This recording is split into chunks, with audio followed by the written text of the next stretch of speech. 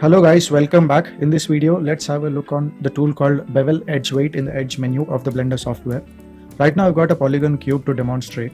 So I'm going to select this model and I'm going to apply a modifier called Bevel. I'm going to search here for the bevel just by typing and then pick the Bevel Modifier here. So you have the segments option and the bevel amount, and you should be able to see it is applying this bevel to the whole model. It's not specific to one edge. However, you can change the limit method to weight and then the bevel is gone.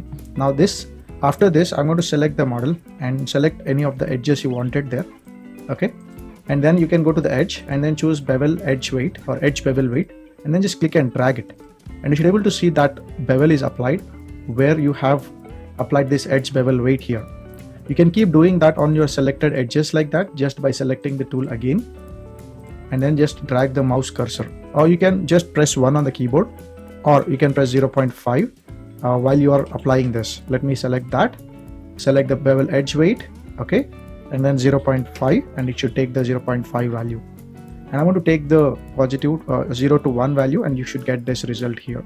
So you can apply this bevel to the selected edges only using Bevel Edge method.